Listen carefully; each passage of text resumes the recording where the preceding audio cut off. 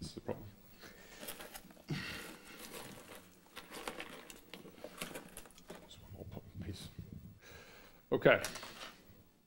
I'll put on my teaching goggles. So we're going to talk about squirrels. We're going to talk about centrality, actually. So let's talk about centrality. So all right, that's going to be the plan today. Talk about centrality. Which nodes are the most important nodes? And is that a good question, basically, right?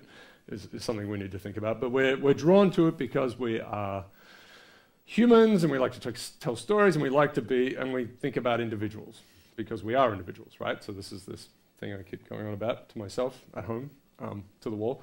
But it's a predilection. So we get this big mass of whatever it is, individuals or nodes, it could be electrical circuits, whatever it is, and we want to say, oh, this is the bad guy, or this is the good, like this is the one that controls everything else, because that's a simple story. So I'll take you through a little bit of history of centrality, this notion of centrality, which node is the most important. We'll see that it, of course, expands into trying to order nodes in terms of importance, which should feel a bit better. And then that will lead into structure detection, which is this vast, ridiculous field of doing a very reasonable, sensible, important thing, which is, here's again, this massive data, all these interconnected nodes. You can't quite, and we've talked about this, right? These things are usually big, horrible hairballs. You can't look at them very well.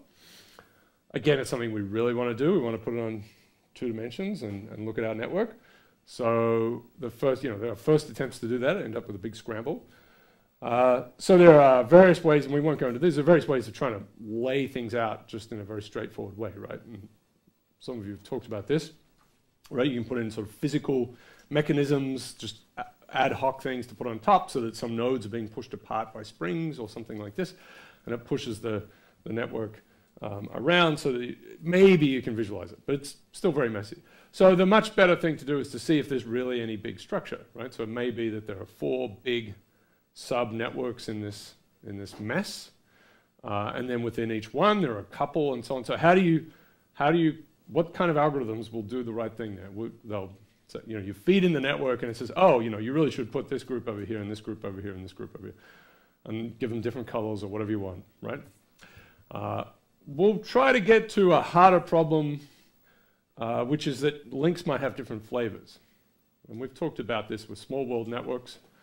So that people might have, for example, in a social network, people have affiliations with each other based on, right? We just did this with random bipartite networks. They might have different circumstances and they certainly do, that they know people through.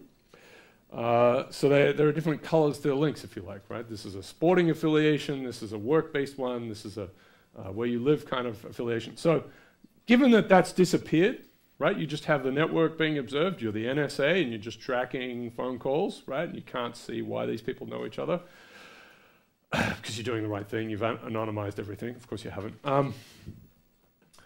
Can you sort of back out that there actually are different flavors of links? So that's a harder problem. So we'll get to that. Structure detection comes next. That's going to be helped for some algorithms. It's going to help to know about centrality or use this centrality approach. There'll be a couple of goodies to finish off the course next week, which will be organizations, right? So how to build robust, strong organizations that don't fall apart but can solve complex, difficult problems. So you need to search around in your organization or your group of friends, whoever it is. And there have been various efforts over the years to try and do this through Facebook within organizations. How do you solve problems? How do you set up circumstances so you can solve problems efficiently? So we'll talk about that, and maybe chaotic contagion, which is just crazy and hilarious, but it's idealized hipster behavior.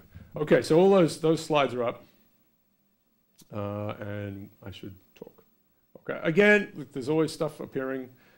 Here's our Twitter feed. How to detect criminal gangs using mobile data, right? So there's a paper on this, and actually it's a little more than just like, hey, this is fun. We made up a toy network. They actually do try to say here's a method for you to use in the real world. It's a little scary, and so because they might have an algorithm how to detect people who are trying to detect your gang and what to do with them. It's pretty simple algorithm. You look on the archive and you look to see if anyone has put up some obvious abstracts about trying to find the bad guys. And then you go and talk to them. Yeah, okay. So there you go. All right, this is good. This is good. I think we're going to do these things. Okay, so there's going to be some talking, some words. And let's see if we can understand. It's not so many, I might draw some pictures here. I could add more pictures. I need to add more pictures. All right, these guys. Good, yeah. Okay, so we're going to go through, as I said, a few of them. We're going to go through very simple, not very good thinking kinds of centrality up to much more complicated ones. This is sort of, this just has, in my view, a connection to that last scene of Indiana Jones when they put the Ark in a box and put it in a large warehouse. So we'll get to that. Good people, right.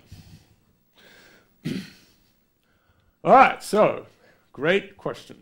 It sounds like a great question. So important is this ridiculous word, actually, right? So it turns out, this is a study from a while back, Peter Behrman at Columbia with Paolo, who's an Italian graduate student, and I think he's back in Italy. Anyway, he did this nice work where, based on people's answers to, do you discuss important subjects with your spouse? So it was that kind of question, right, in these social survey questions. Something squelched? We okay? But, you know, a lot of people said no, and then there was sort of this, what is important to you, right? So it ranged from, you know, kind of climate change sort of level to, you know, global catastrophe, wars, and so on, to, you know, how to you know, butter your toast the right way. I mean, it was, so people's idea of important went from across the spectrum, like they scale it depending on what was kind of in their head at the moment.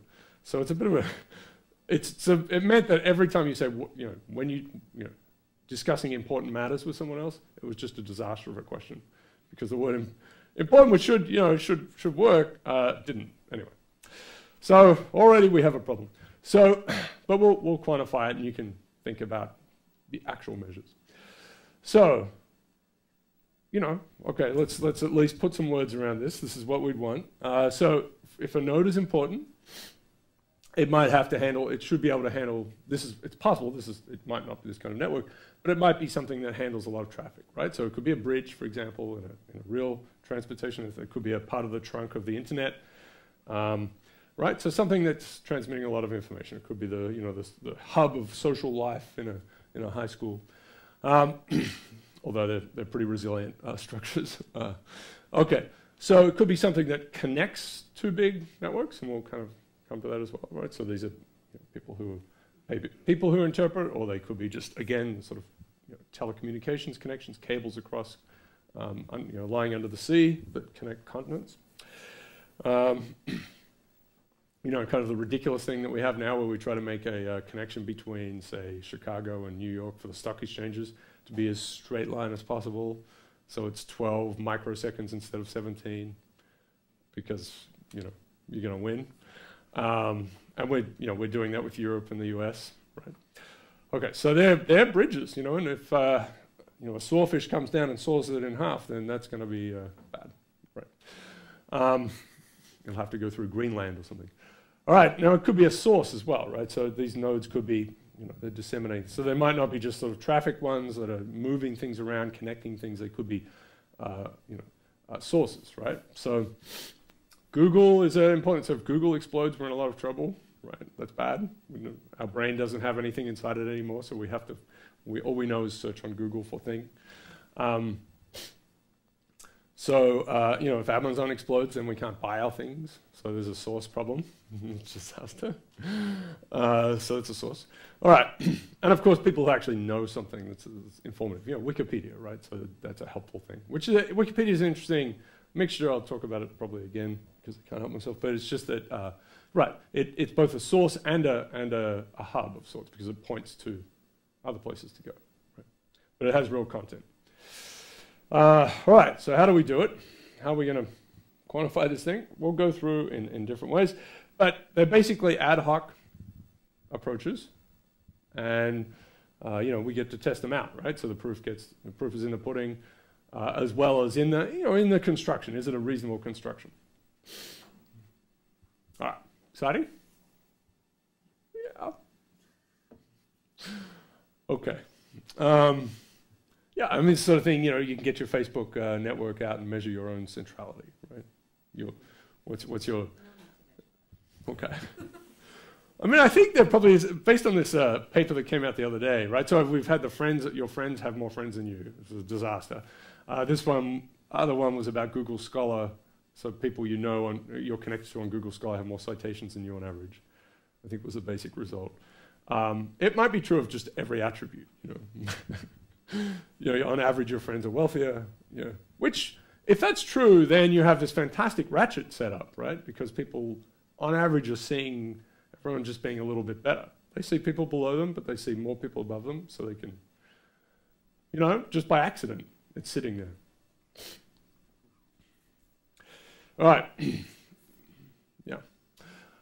Okay, centrality. All right. So we've used the word importance. Centrality is going to be a word that's been around for a while. It comes from the social networks literature, and it, you know, so it connotes a clearer thing. Somehow these nodes are in the middle in some way, right? So that makes sense for the bridge connection idea. They could be the one that everyone polls all the time about whatever it is, whatever the information is. So it comes from social networks, and there are lots of flavors. And we'll go through a few. So some of them are purely structural, right? So you just throw everything away. You don't worry about the communication. You say, okay, this is the one with the most friends or friends of friends of friends. You know, you start to look at just structure. And then some are, of course, about dynamics if you have that information. Very sensible. Okay. All right. So we're going to look at a few. And as I said, later on we'll get to, so there are a couple of words. So structure detection is the term I'll use. There's also community detection. Is another frame for that. Crazy, crazy field. Oh my God. Yeah, there's a review paper I'll point to that came out in 2010 by Santo Fortunato. He's a really good guy. So it has 2,500 citations or something already. It's crazy town. Okay, so everyone is working on that one basically, and they're figuring out how to cite each other automatically, apparently. Okay, so let's start with the silliest one, but this is, you know, written down in the books. Degree centrality. So number of friends, right? So you just line people up in terms of their number of friends. And the one at the front is the most important. And we've seen some curious situations where having more friends doesn't even help with, say, spreading, which is weird, right? So it depends on the network, because all the ones with lots of friends could be connected to each other and they don't get to everyone else. That was way back in the distant lands of Parks. Okay. So assumes linearity. So there are a couple, I mean, obviously it's silly, right? I mean, there's something about it. If you have no friends, then you're probably not, I mean, you're not even in the network, so you're not important. Unless you're in the woods somewhere building dangerous things. But, okay, so it assumes linearity, right? Someone has twice as many friends, they're twice as important. So we'll see that the linearity thing is kind of hard to avoid even in the more complex ones. It's something people don't talk about that much. And there's nothing non-local about this, right? So you could have, you know, some big, horrible, this huge network where everyone's nicely connected, they're all friends, they, you know, there's suburbs or something, they go and they play with each other. And then you have your cult member living in the woods with their acolytes around them. So they're important locally, but obviously not overall. So, okay, so that's a problem. That's weird. So gone. Okay, but closeness centrality. So let's try to get some non-locality in there. So if you can get to other nodes easily, right? So this is going to be a shortest path story. So we'll look at a few shortest path calculations, which computer scientists have understood for a long, long time. And there'll be some slightly different motivations, so we'll, you know, basically use what's been done by others to improve it. Expand on what they've done. So, all right, very simple. Measure the shortest path from every node to another. And we've talked about this in the past. It's a very naive thing. It suggests that actual influence or something passes between each node and every other node. Maybe that's just kind of crazy. You might want to put in some locality, let's say, just let's go to 4 steps away and sort of count how many people are in that set. There's evidence that once you're 5 links away from someone, or 4, even 4, but certainly 5, that basically you're random. You're akin to a random person. Yeah, that'll be quantified more and more as we go on. All right, so here's one way to do it. So you have n-1 other characters in the network, and then we'll just put on the bottom, we'll just sum over the shortest path lengths from the node I to everyone else. So the largest this can be is if we allow this thing to be infinity. Shortest is a bit of a silly thing, but if we have a disconnected network, then we have some infinities. And we talked about way back. We talked about a measure that accommodated that. But let's just do it in this brutal way, where if you have a disconnection, then the distance between any 2 nodes that are in these different groups are it's infinite. So this will be infinite on the bottom. So we'll automatically get a 0. It's crude, but the range then will be 0 to 1. So if everyone is 1 step away from you, you're this character, you're that guy, and there's no one else in the whole thing. Everyone is your mole or ram or whoever it is. All right, then you'll get to 1. So there's a range from 0 to 1. So that's not bad. You're turning people's, everyone gets a 0 to 1 number. So that sort of feels useful. And then you could rank them. It's a bit too ad hoc, so we don't really know what 0.3 means, or 0.7 means, or 0.8. So we'll keep trying to get to some better ones. Yeah, what do they mean? All right. So this is a problem for a lot of these measures. And I guess I'll say it again. But, potentially they give us a reasonable ordering. See the game, you see what we're trying to do. Maybe you can think of better ones. But let's do it. All right. So ordering could be everything. And you could definitely compare different methods to see how they'll work. I mean, obviously the degree one is going to be terrible, right? That's just not going to work so well. But you could test all of these others I'm going to show you. You can just see how well their orderings match up. Okay, betweenness centrality. Okay, so this starts to get serious. This is something we will use for structure detection. It's always serious, but okay. This starts to get more successful. Okay. Betweenness centrality. So again, a word that's been inherited from social networks. And yeah, so is that the right words? Right. So it's about shortest paths cohering, right? So we can do this both for nodes and edges. So we compute find all the shortest paths, and then imagine letting ants or whatever it is run along those shortest paths in a continuous way. So they're just going back and forth. They're traveling all the time. And then we look at how many are piling up at each node as they're running around, right? Or again, along edges. So that's the betweenness idea. So if you're so essentially you're a node, how many shortest paths, find all the shortest paths, how many shortest paths are you on? So this is going to have some nice attributes.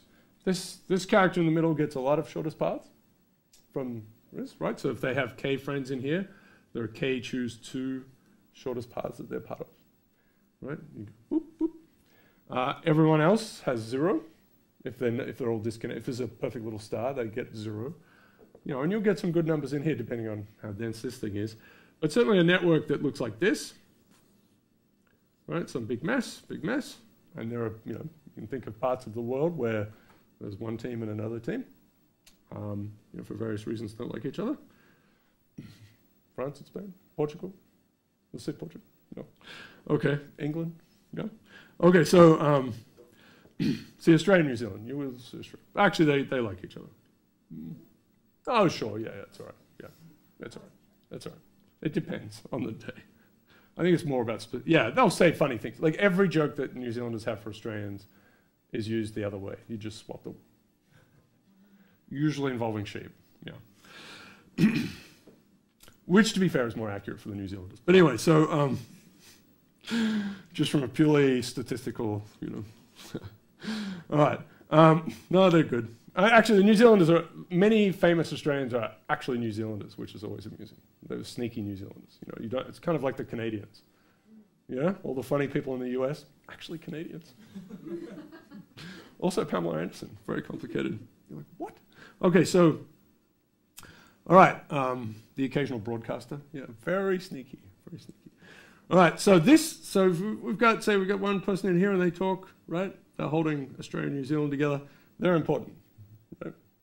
You know? But yeah, where, you know, you really have serious problems between two, these are your negotiators, right? Or they could be translators, you know, no one understands each other. These are the translators, they have real power. So if this character falls away, or if it's a bridge, you know, maybe some guy who's probably could lose some weight is, you know, well, who knows? We don't know. But maybe someone who worked for that guy says, you know, there should be a little trouble on this bridge, then, you know, that causes a lot of trouble, right? Causes a lot of trouble and some investigations. But, you know, there's a fragility to the whole thing. There's a lot of throughput across bridges that connect islands to other places. All right. Yep. Never not funny. Okay, so let's see. So, all right, so betweenness. So, yeah, so you imagine, right, all these people are traveling from New Jersey to Manhattan, right? And then back. Then they have to, you know, they all come through and they're like, we have to get through this pipe. And there are a couple of pipes, there's right? Some tunnels and things. And then they all spread out here, they go to their places, and then they all have to squeeze back through. Yeah. At the same time, yeah, pretty much. All right. So yeah, and this doesn't include dynamics, right? This is sort of a notion of dynamics, but we're just going to compute shortest paths based on the geometry. Obviously, you could just simply count the number of cars going across things and do it like that, which traffic people do. Same with, you know, anything where we're spreading, you know, electrical circuits and so on. What's the load on a particular link? Okay, so yeah, right. So this makes sense. Betweenness, right? They're going to be important if they're carrying a lot of the load. And again, it's a sort of geometric load that we're going to sort of imagine. So we just count how many shortest paths I is part of. Okay, so that shouldn't be too bad, right? So it's sort of a fun thing to do, actually, figure out the shortest paths, and then to actually count them. All right. So you might want to think about that if you haven't done this. If you're a computer science, you're probably meh. But you know, I mean, one thing to say is, okay, there's node 17 and node 73, randomly chosen numbers. What's the shortest path between them? Right. So how do you do that? You kind of have to search the whole. So how do you do it? Without, you know, you really don't want to visit everyone, right? If you want to say, I want to get from downtown Manhattan to, you know, Poughkeepsie, right? You don't want to sort of explore every possible road. You could, well, so they could be far apart, right? You go to all your neighbors and project an estimated distance from each of them. Okay. And then you keep just going one level out until they kind of hook on. So it sounds, right? You're just sort of expanding out until you hit each other? Yeah. Or you can do it from one to the other, right? Yeah. Breadth first search? Well, A star search. Okay, so I don't even know these terms. See? Computer. Okay. All right, well, we'll go through a method. But you think it's right? It feels a little dangerous. And you worry about how long it might take and so on. Okay. All right. So we'll have to do this. This is just going to be a technical but an important thing. So if there are ties, right? So if we just had this tiny little, if we had a bridge between two networks that looks like this, there's a big blob here and a big blob here, then and so there are these important characters. These are very important, these characters, right? They're the ones that everyone connects into. And this is the upper and lower decks, right? So one of these can be removed, but we'll just sort of say that half of the load goes through and half the load goes through. We'll just do that, right? Again, because we're not assuming dynamics, but we'll just imagine that. You know, if it's an electrical circuit and there's different impedances and so on, parallel, impedance, we'd figure it out. Okay. All right.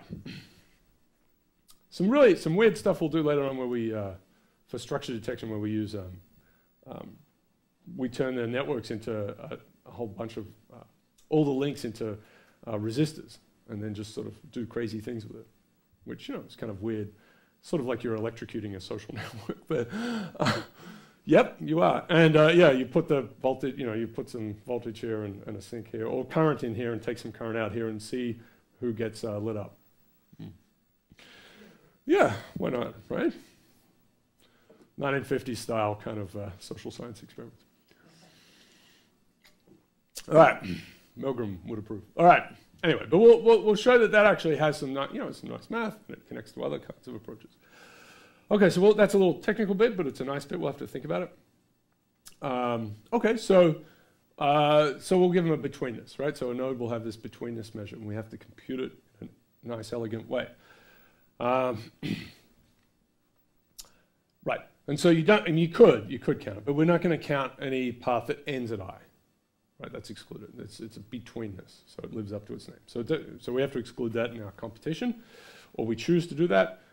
It does work for weighted networks, which is nice. We haven't talked about them very much, but it's a whole other section. But remind myself to do it.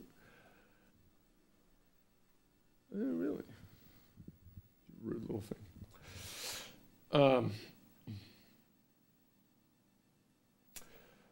Yeah, right, so it works for those as well. We'll do an unweighted one, but it works for those as well, which is groovy. All right.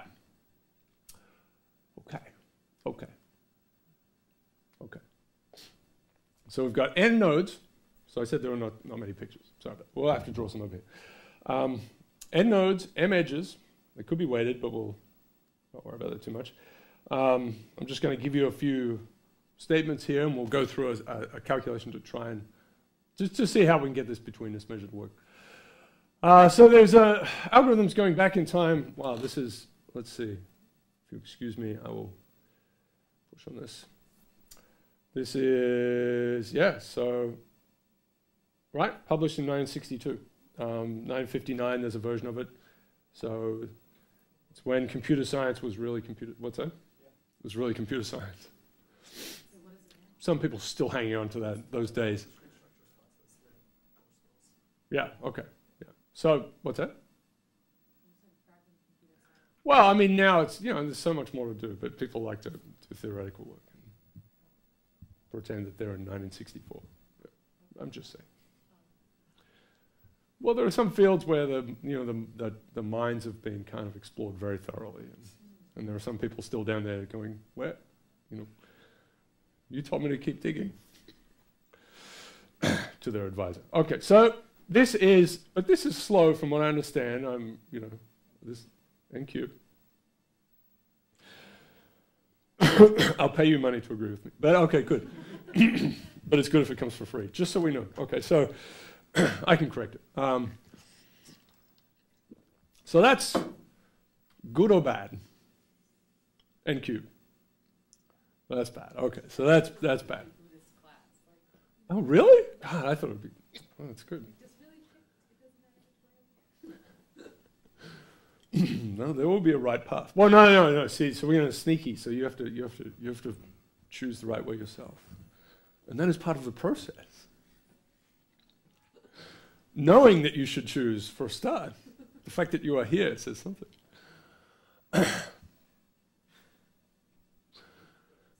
Okay, Dijkstra's algorithm, very famous business. So there are a number of allied pieces. So this is finding the shortest path between two specific nodes that we're talking about. We want to do everything in one big batch, so we'll get to that. Right? How do we do this for all of them? We want to find the betweenness for all of them. Yeah? So it's going to be boom. So we have to sort of do a lot of stuff at once. So there's a better one for sparse networks, this Johnson's algorithm. So M is the number of edges. So typically this isn't super bad. It might be it's not growing crazily, right? Average degree is under control. So this is the bad guy sitting here, and this is basically n to the 0. So that's much better. It's for it's sparse networks, which typically is true of complex networks. So I'm using something smart there. There are a couple, so this is funny. So Newman, of course, who appears everywhere, physics, but this is coming from the social sciences. So they published a similar kind of story at the same time. And so we're going for something different. This is all about shortest paths. We want to get betweenness, so we're sort of going to enfold everything. And we'll actually get, let's see, MN for unweighted graphs, which is pretty heroic. Yay. And it's a bit it's slower for weighted graphs. Okay. Maybe that's what I'm not sure if this was sparse weighted ones. Maybe that's true. Do we know? Is this for sparse weighted ones? Maybe it is. Okay. All right. Well, we'll get to what we're going to do is this guy. We'll sort of go through this calculation and see if we can figure it out. Okay. First of all, shortest path between I and everyone else. So let's just go through a little algorithm for how we do that. And so this would solve our problem from before. If we really just wanted to know about I's shortest distance to even just one, we'd really have to do at least this. But we might as well find the whole thing. Or we could just stop when we got to, if we're going between I and J, we could just stop when we connect to J. So breadth first search, so there's depth first and breadth first. Breadth first means you look at everyone around you, and then you look at all of their friends and so on. Depth first means you go, which is how academics work. Oh my God, there's so much nothing down here. Okay, let me keep digging for something. I'm sure there's something at the end. More nothing. Okay, but I can dig. Okay, so we're going to start let's start at node I and say it has a distance d. So we'll keep some. Imagine just keep some array that has distances in it and set it to -1 or something. Everyone's -1, so they're not in the game to start with. So we set this guy, it says distance d equals 0. I mean, I'm saying terrible things. Okay. What I would do in a hacky kind of way. So you have to have this stored already, and you may have an adjacency matrix or a link kind of matrix. Set up a linked list would be better, actually. Depends what you've got. For evolving networks, it's a bit tricky. It's kind of nice to have a sparse adjacency matrix because you're adding and subtracting edges. If you've got a fixed network and that's what it's going to be, then you can just create that list. And you just have a list and you say, node 7 points to 18, 3, and 5. And that's it. Right? You don't have to have a whole row that has 3 ones in it and the rest are zeros. So it's much more compact. Of course, that's essentially what sparse matrices do, but you could do it in a very clear way. All right. Okay, so, wow, I'm very dangerous when it comes to these things. So, all right, so you get out your I's neighbors, so we find all of them, and we'll say they all have distance 1. So we'll put in this distance vector, we'll put 1, 1, 1, 1, wherever those characters are. And then we look at these, so this is our new set of neighbors. We look at them, and then we look at all their friends, which will include you, because you were the first character, right? So you'll find yourself in that list. But it may be that, right, so here's I, so we find I's friends, right? And we give them all, these are d equals 1 now, so we'll put a 1 for them. But they may have connections with each other, right? And then they'll have another set of connections out to these characters who may, of course, have all sorts of cross connections. But certainly not one to the center. Well, that's a horrible looking thing. Okay. Yep. So these are all distance 1. So we'll go out, we'll find all of the friends here, and then find the union of that set. So you're in it, but you've already been counted. You've got distance 0, so you're excluded. Everyone who's already been counted, right? So if you list this character lists this guy, and this one lists this guy, and you exclude them from this new list of neighbors. So that ones adjacent to them are really out in this ring, and they all get distance 2. And then you do the same thing again. You say, all right, let me find the union of friends of this distance 2 group. Anyone who's already been visited, take them out, right? So the ones that have been visited will have distance 0, 1, and 2 in the distance vector, so it's easy to see. And if you're just looking to get to a specific node J, as soon as you reach J, you just say, okay, I found it. But this is, yeah. So that's what you were saying before. So you build a sort of a ring search out from this particular node. But we'll visit everyone in the network like this, right? So you go out, Diameter is typically not very big. You know, it sort of grows like log n, typically for complex networks. Slowly, doesn't grow too, so it won't take too many steps to search through the whole thing. Excuse me. And okay, right, okay. So I think these words say the same thing. Increment the distance d by 1, and then, right, we label the new ones, and then we go back and do the whole thing, cycle through it. Right? So your friends get a 1, you have a 0, your friends' friends get a 2, excluding your friends and yourself.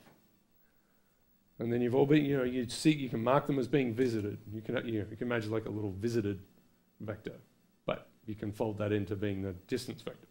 So you slowly fill in all the distances. Now that's for one node. That's from the egocentric point of one node. Yeah, I don't like using ego. Social networks, they use this term, right? Ego for the central node. Anyway, it doesn't sound good. It's too Freudian. Okay, so all right, but this is just for one node. Just for one node. Now, to help us with betweenness, we're going to do this extra thing, which is we're going to have to create another little list.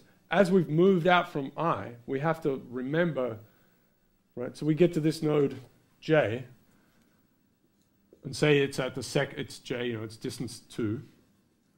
And we remember, we keep in another separate list, which is a bit of a madness. You say, okay, this guy was reached, in a sense, sort of time step 2, as you went through this algorithm, by these two nodes. That's where it came from. Right? So if it's a perfect tree branching out from one node, then everyone just has one predecessor. Do they call it predecessor? Yeah, one predecessor. Right? But as soon as we get some clustering, it's a natural kind of network, we have to be a little more careful with that. Because the shortest paths here, right, it's this kind of story. We've got two possibilities. So when we say, you know, when we're trying to compute this guy's betweenness, we don't want to give it too much, because in fact that burden is being shared. So this one shortest path here, so between these two nodes there's in a sense one shortest path. So we'll just say half of the weight goes here and half of the weight goes here. We just want to, right, there's only in a sense, we only want to give each pair of nodes one, a weight of one for their shortest path. But there could be many, right? So if there are 10 different ways to get between node I and J that have the same length, that make this, that are all the same shortest path, they all get a 10th. And it could be like this. Let me scribble more things. It could be like this. It could be that,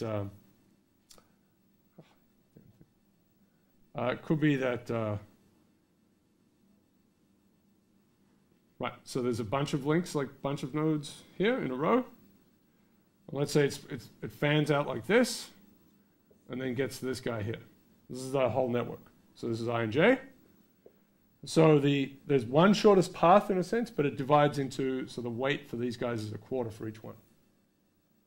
Right, so the betweenness that this character here gets is a 1, a 1, a 1. This one gets a 1. All of these guys get a quarter, and then this is the end of the. Does that make sense? So if they had weights, you could see what you'd have to do too. You'd, right, disproportionately. Right, if there was more, in a sense, capacity on one of them, you'd give it more things, depending on how the impedance works for this network. Coolness. But that's why you have to, so what we have to do is, if we started at I and we go boop, boop, boop, boop, boop, then we have to say, okay, from J, if we want to go back to I, well, actually we came from these 4 characters. And they all came from this one. So we know to split up we know at this point to give each one a quarter, because we know there are 4 ways to go. Right? Okay, so let's complicate it a little further. So let's say we've got nodes L1, L2, these guys out here. So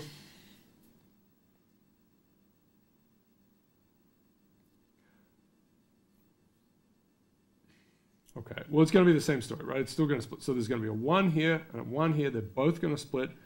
So they'll get a quarter, quarter, quarter, quarter for each one. So in this one, we'll get 3 quarters, 3 quarters, 3 quarters, 3 quarters, and you'll get to 3, 3, 3. If we're thinking about adding the shortest path, thinking about the shortest paths from these 3 nodes to here, how much they contribute to the betweenness of these guys, right? So let me write it like this. So now this will be 3 quarters, and these will be 3, 3, 3, and 3. Groovy? But we'd have to, what we would do here, we say, okay, there was only one predecessor from this guy. Oh, it's J. So you say, okay, go back to J, give it a 1. So J gets, right, in this bigger story, J gets a 2. And then as soon as you, so you're sending your 1 back here, and then you remember that J had 4 predecessors, so you spread that 1 out here. Right, so we have to do a kind of an odd remembering, right? So, I mean, it's all there sitting there in the network, but you have to say from the point of view of you've got the big horrible network. It's like the disease spreading models that appeared in Science that we talked about very much near the start of the semester, right? You push on one of them, and then you see how they light up in terms of how far they're away. You put on another, push on another one, you have a different pattern. Okay. So each node has its own, potentially sort of creates its own sort of list of, well, certainly its own array of nodes as you go out in distance, but also the predecessor tree is specific to each node, a predecessor structure. Yeah. So we have to remember that. Yeah. Yeah. That's good. Pretty good because you just see, you're going to hit each edge once, I mean at most, as you're marching out. Right, maybe a couple of times, but not horribly. So you're going to travel on the edges like this. And it gives you n minus 1 of the total shortest paths, right? There are n choose 2 shortest paths, which is n times n minus 1 divided by 2. But it gives you n minus 1 of them. So that's not enough. It's just for one node, right?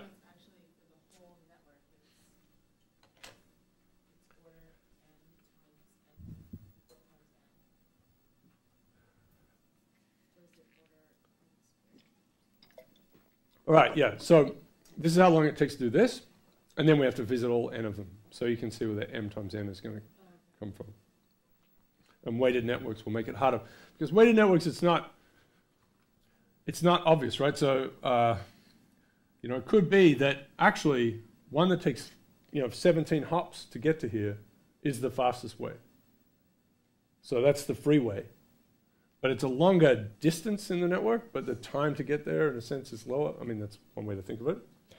But if you just went by straight kind of raw links, you'd get to this one in 2 hops, and you think, oh, that's the... Right. But if it's weighted, it becomes much more complicated. Okay, so we find all the shortest paths in order mn time. So it's much better than m times n squared. Well, the naive estimate, right, which is that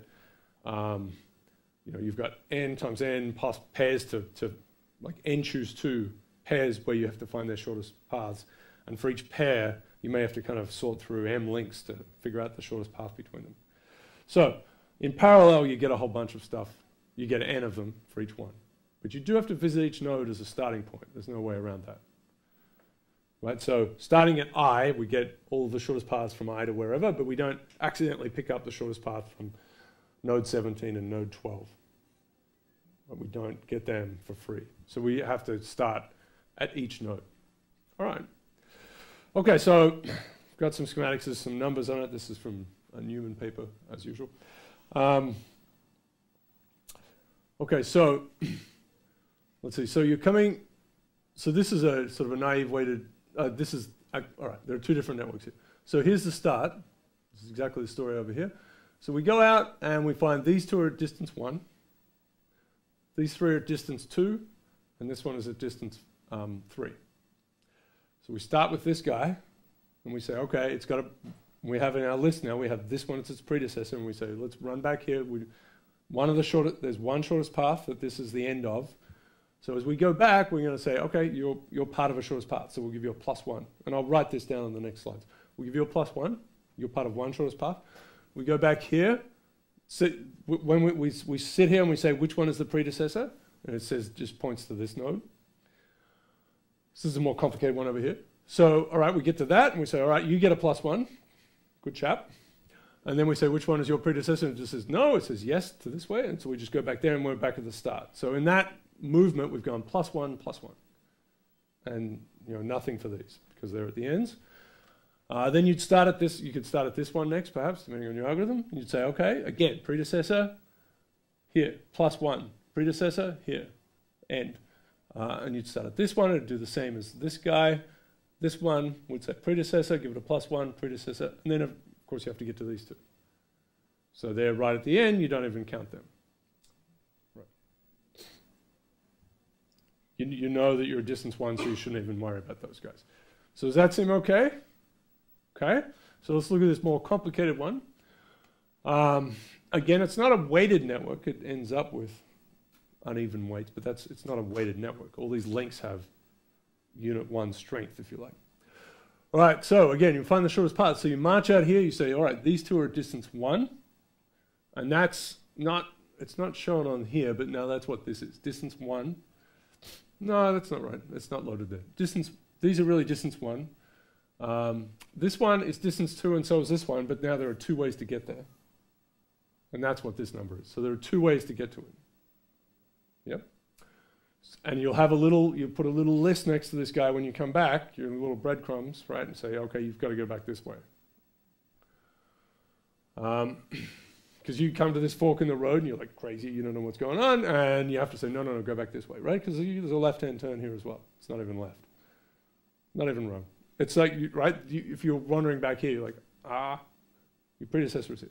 Okay, all right, so there was 1 way to get to these guys, 2 ways to get to here, 1 way to get to here, and now there are 3 ways to get to this one. So the 3 shortest paths that end up there, and there's just 1 shortest path that ends up there, because this is too long. All right, so it doesn't go, you get to this point and you start searching around and say, okay, yeah, this guy's got 2 friends, and you see they've both been visited, and you're like, stop. Right, that algorithm is stupidly looking at everyone's friends, right? So it gets to here, it says, who are the friends of these 2? Well, there's this one, and this one. That one doesn't count. Okay, so we visit these guys and look at their friends. Here, here, here, and here. We've already visited them. So we take these 2. And then we look at their friends, and that's these 2, but we've already visited them, and we stop because we realize we've reached the extent of the thing. Okay, that's the first part going out. And along the way, we've left these little breadcrumbs to say go back these way, back in these various directions. And how many shortest paths we are part of, right? So we know, okay, so let's go back. So now we do the step where we go back to compute part of the betweenness, right? This is not the betweenness completely for these nodes because, this node, for example, is on the shortest path of here. Doesn't go through here, but it's going to be on this shortest path. So when we look at that node as the center, we have to count it. Yeah. Right, so we're going to start here. Say, all right, this is the end of 1 shortest path with respect to that start node. Let's go back up. It says no, don't go that way. You're like, okay, all right, so I'm going to leave a 1 here, and then go back up here because it's just the only place to go. It says the only place to go is here, and say, all right, leave a 1. So +1, +1, and then up, and that's done. So we start with all the ones that are 3 steps away. So that's 1 of them is done. The next one, we know there are 3 shortest paths ended up here. And you have your little signpost left there, and you say, well, 1 of them came from this direction, 2 came from this direction. So you send 2 beans down here. Or, a number 2 goes this way, and that's not good. So 2, you send off a thing that says 2 written on it. This one has a 1 written on it. When you get to here, again, it says, no, you only go this way. So you're right, +1 to this one, and then the same thing happens, +1 to this one. It's on that same little circuit. This one is more complicated. It has another extra complication, which is, at this point, you say, okay, well, 1 came from this way and 1 came from this way. So now this point, you have a 2, right? So you divide it. 2 went this way, 1 that went this way. So you take your load of 2 and you split it in half. +1 here, and a +1 here, and then you know the predecessors are just the start. and it finishes. The last one will be, last couple, of course you don't worry about these guys, they're connected to the origin or to the source node. This one, when you start from here, it knows it has 2 already, so you're going to say, all right, I'm going to split it. 1 goes here, 1 goes here, so we get a +1 there and a +1 there. 0. Yeah, so, and then you have to normalize it, right? So let's do the normalization. So there are 3 shortest paths that end up here, but we want to only say there's 1. It gets a weight of 1. So when we split it, we send not 1 and 2, but 1/3 and 2/3. Right? So it's going to be 2/3 goes this way, and then 1/3 goes this way, 1/3 goes this way. And another 1/3 goes this, that 1/3 travels along here, and that 1/3 travels along here. So that's this piece. Starting here, we have a weight of 1 for the shortest path, so a half goes each way. So a half plus 1/3 is, awesomely, 5, 6, right? 5, 6. When we start here, we send 1 back this way, so we get a 1 plus a half plus 1/3. So we get a 6, so that's good. All right, let's get this one to work. So we know that at this point, 5, 6 has come back this way. 1/3 went this way, and 1 went this way. So that gives us 4/3, and then 1 plus the 1 from this one gives us 7/3. Yeah. So we're going to have 7/3 plus 5, 6 plus 1 will give us this number here, which is true. 14 plus 5 plus 6 is 25. So it's okay. So you can actually think of this, and I have these words written down. I'll just go through the words, and the screen will pop up again. Like we did with river networks, actually, although we thought of river networks as branching structures. So you imagine 1 unit of flow coming into all of these things, and then it's draining out to this source node. This is how much flow will be along each stream, given you know how the thing branches properly, right? So there's 1 unit of flow in here, and you know that it's going to spread, it's going to break apart in this way. You know, it's not a pure branching thing. You have a little thing to tell you that, you know, 2/3 will go this way, 1/3 will go that way. So you imagine this flow in all of them like this, 1, 1, 1. So the number that has to end up at the here has to be 6, right? There are 1, 2, 3, 4, 5, 6 guys. And so 25 over 6 plus 11 over 6 is 36 over 6. So that's the last piece to perhaps see there. Right? So really what you can think of it like this. There's 1 unit of flow here, 1 unit of flow, 1 unit of flow. We have a particular way of dividing it, but they're all traveling towards the origin. So all of that stuff has to appear at the end. So we get 6 units. Super groovy, right? Okay. All right. So there are words for these things. Kind of taking you through it, but so you know, given you're at node I, each node is going to have its little part of its betweenness, right?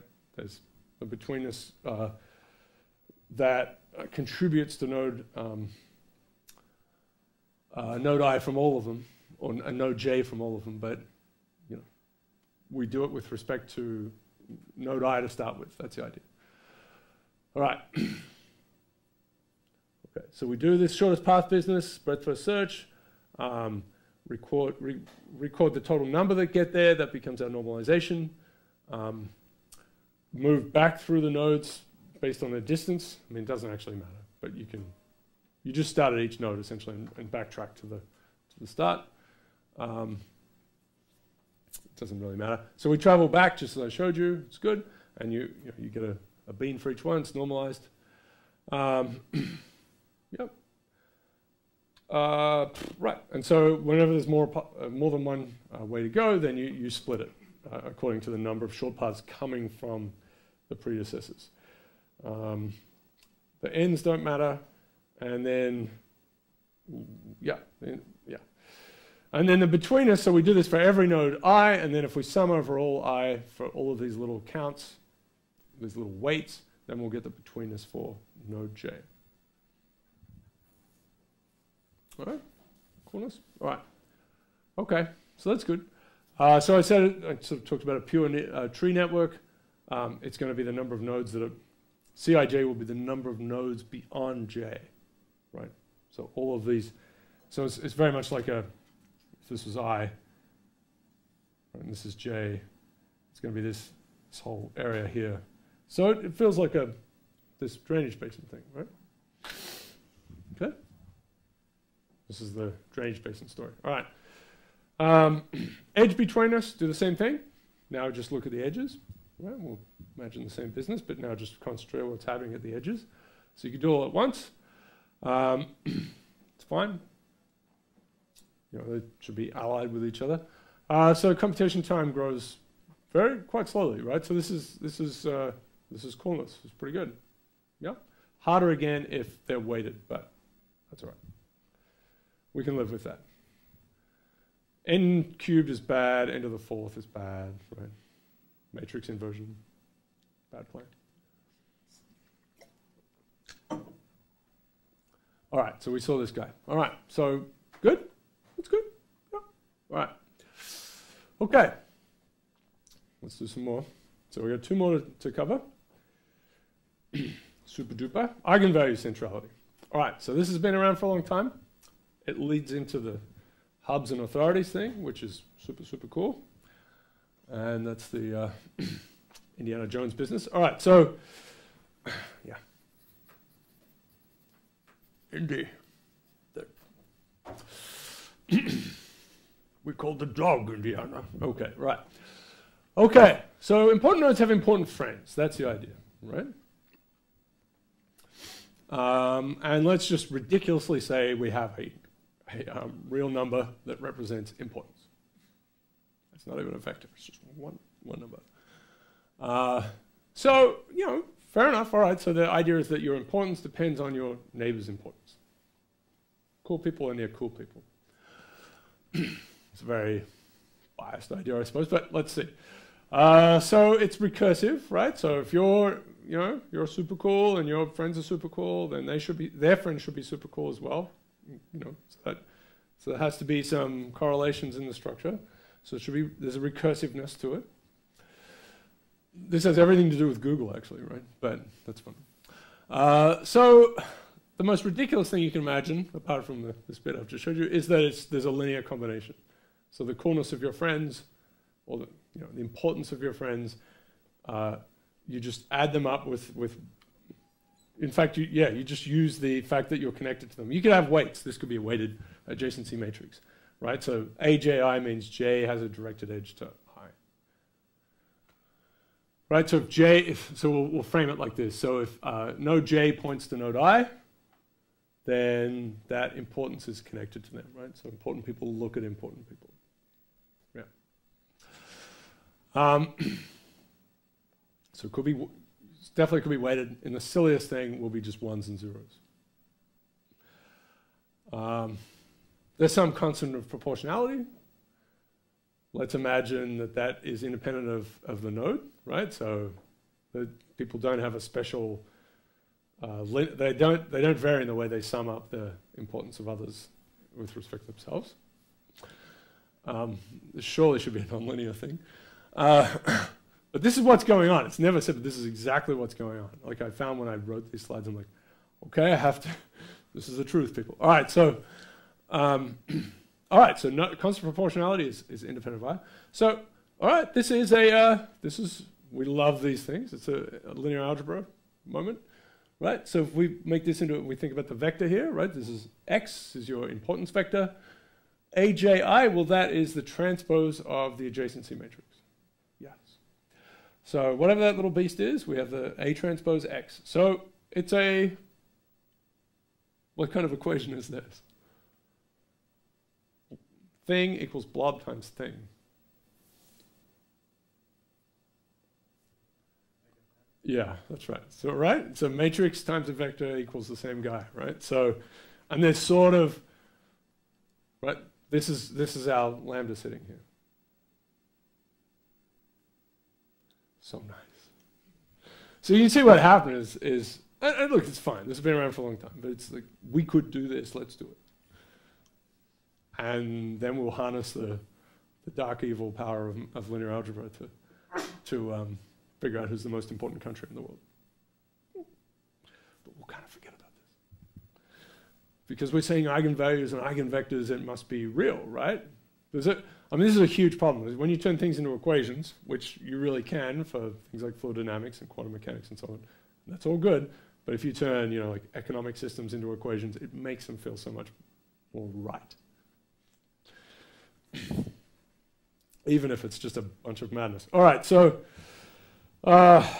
people get upset about this because what's the largest eigenvalue going to, like, what does it mean?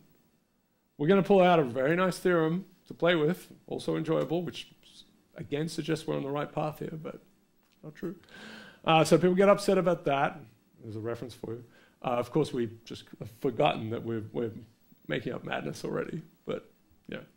It sets us on a decent path. And, you know, a variant of this gives us Google, which makes, which did pretty well for itself.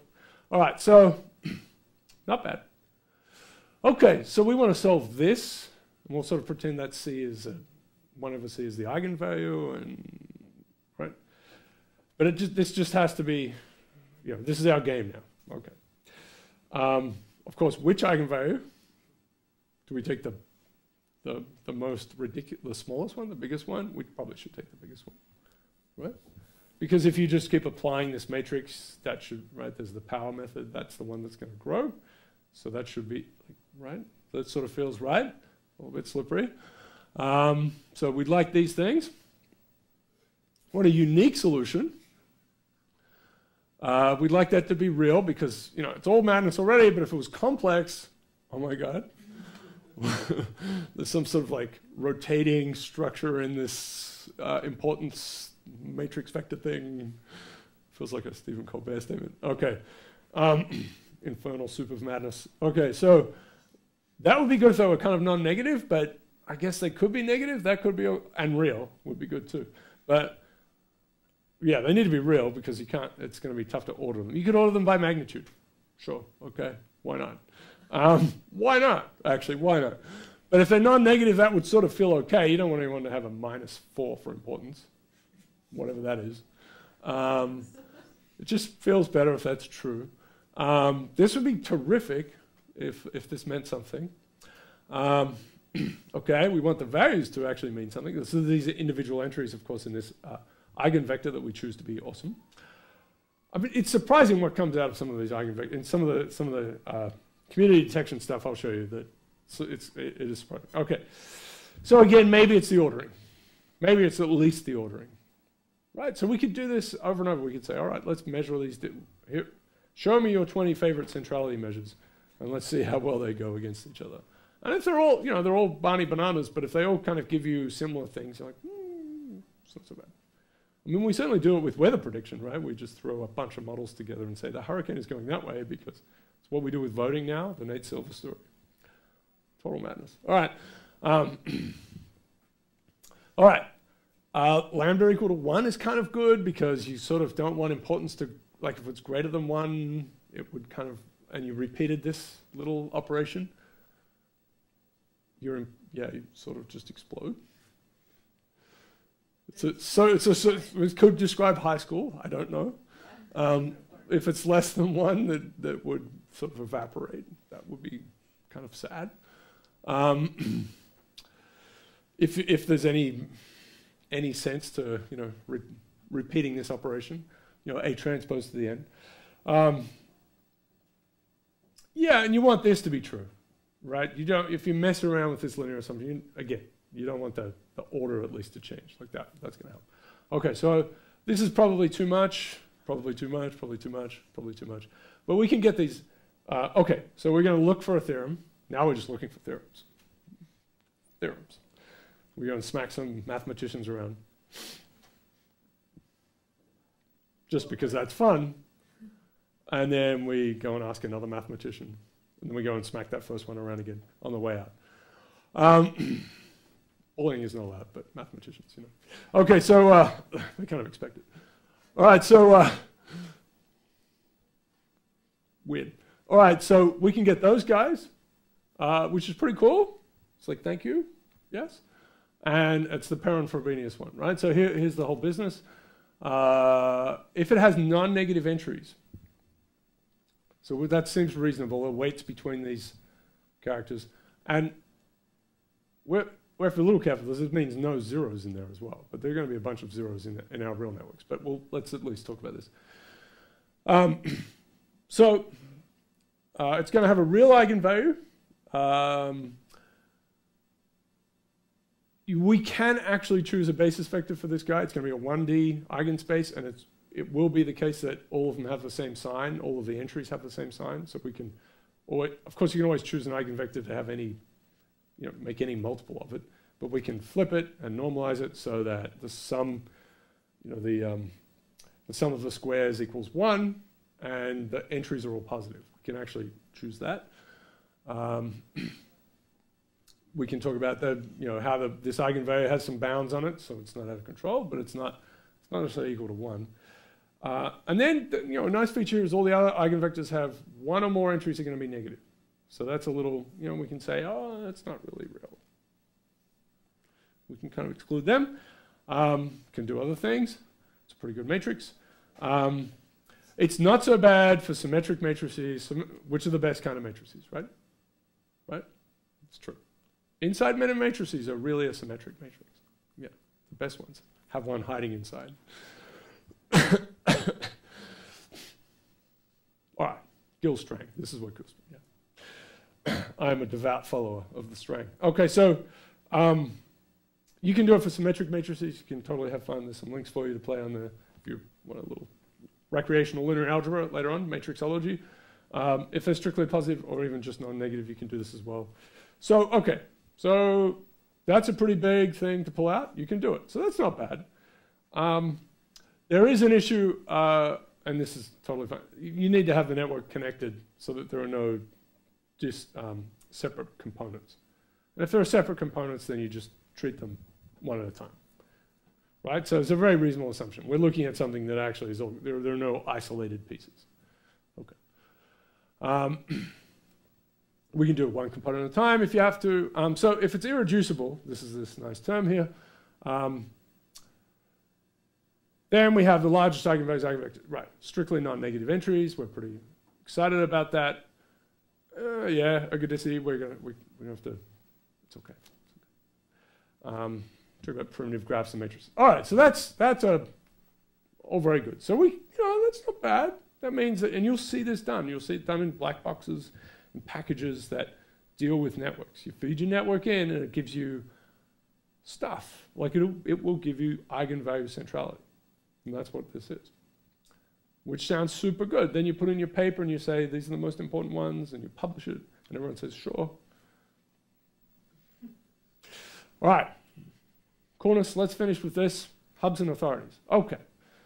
So we're going to take what we did there, and we'll add 2 more attributes. So authority. So this is how much a node knows about something else. And then clearly we're starting to think much more about informational ones. The previous one could have been about anything. It was invoked in the setting of social networks, right? This feels definitely much more an information one. It's inspired by that. So this is because of the web, basically, right? So the web appears. Where are things? We have these search engines that are terrible. This is before you were born. They were called Excite and Lycos and Alta Vista. I'm just saying that to, yeah. Okay, do you remember? Okay. And they were pretty terrible, right? So if you search for cat, it would return pages that had cat written everywhere, possibly invisibly in the metadata. I mean, people messed with it in a pretty easy way.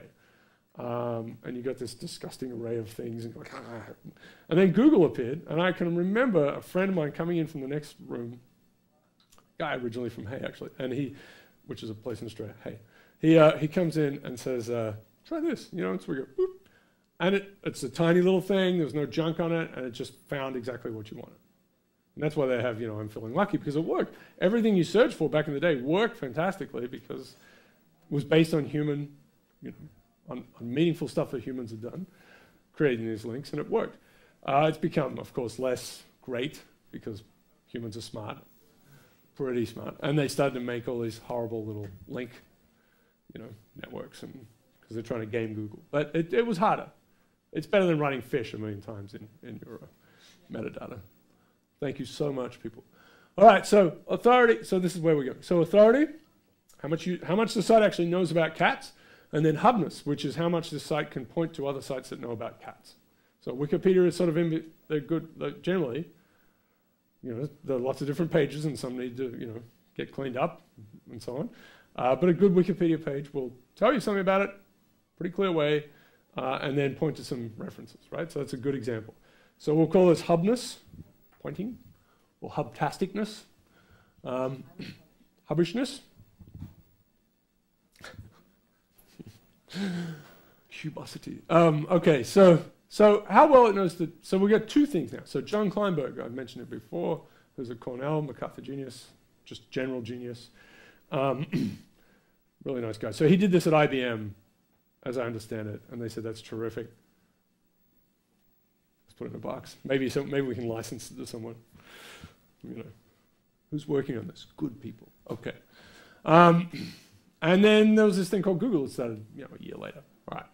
So it's similar, but it's really just sort of random walks actually. But this is nicely done. Okay. So I did sort of present this at the end of. I'd like to put this at the end of my matrixology courses. But you may have seen it if you've been through that. All right. So it's again a recursive thing. You have a hub score and an authority score.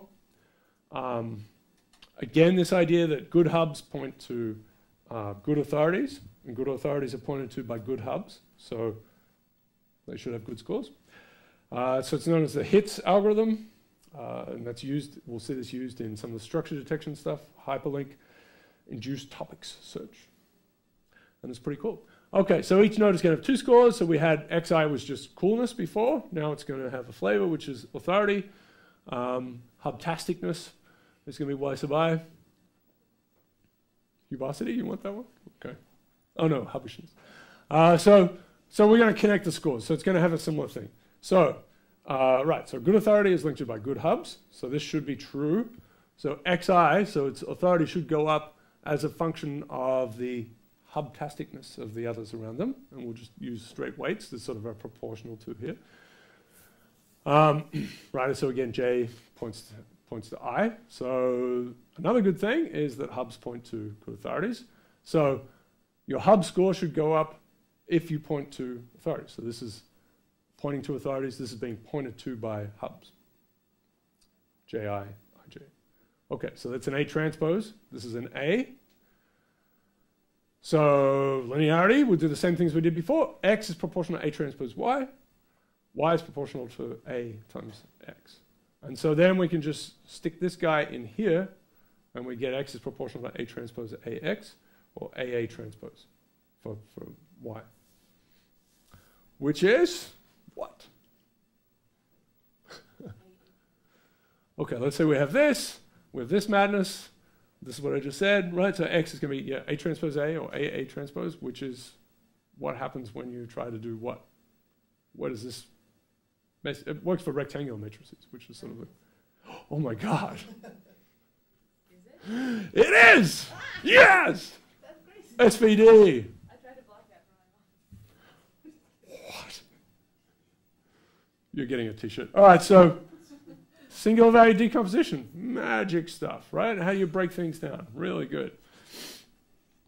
Right, so POCs in this course are all about, and the sum of the parts is more and different, right, to the parts themselves. This is, linear algebra is all, the sum of the parts is equal to the whole, straight up. Which is good, you know. I didn't quite say that properly, yeah. So the whole is different from the sum of the parts. Yeah, okay. Very, what's that? Yeah, yeah. And this guy Anderson. All right, so, and it's true, right? But linear algebra is not that, it's the whole is equal to the sum of the parts.